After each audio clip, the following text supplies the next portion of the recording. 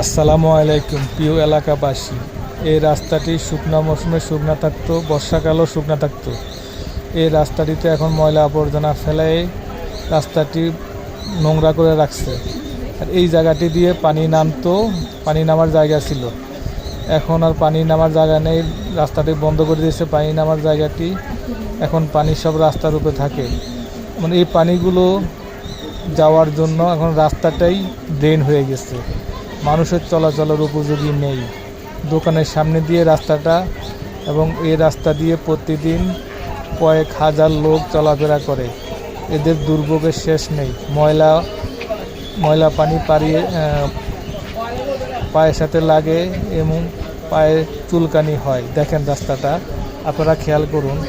এটা একটা রাস্তা, এই দোকান, এই রাস্তা দিয়ে এখন পানি যায়। রাস্তাটা এখন ড্রেন হয়ে গেছে, সবসময় পানি জমে থাকে, মানুষ চলাচল করার উপযোগী নেই।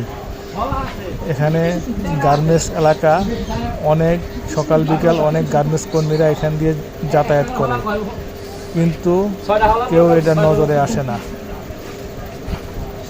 বিগত গভর্নমেন্ট সরকার যখন পালিয়েছিল, তখন বিএনপির কিছু পাতি নেতা উদয় হয়েছিল, তখন তারা রাস্তার কাজ করেছিল। এখন সে পাতি নেতাগুলো কোথায়? পাতি নেতাগুলো এখন দেখতেছি না। মানুষের দুর্ভোগের শেষ নেই।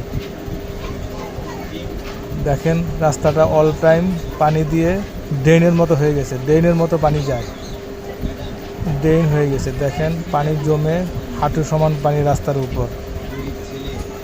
দেখেন রাস্তার উপর হাঁটু সমান পানি, মানুষ চলাচলের উপযোগী নেই। রাস্তাটি এখন ড্রেন হয়ে গেছে, প্রতিদিন মানুষ দুর্ভোগে পড়ে। দেখেন পানি জমে আছে রাস্তার উপরে।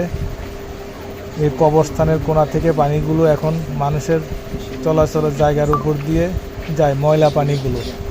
এই ময়লা পানিগুলো জন্য রোগ জীবাণু ছড়াচ্ছে, মানুষ অসুস্থ হয়ে যাচ্ছে। দেখার কেউ নাই।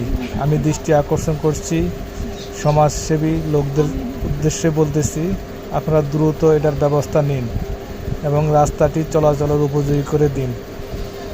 রাস্তাটি চলাচল উপযোগী করে দিলে এখানে প্রায় 15-20 হাজার লোক বসবাস করে, তারা এই সুবিধাটি সুফল ভোগ করবে। ধন্যবাদ।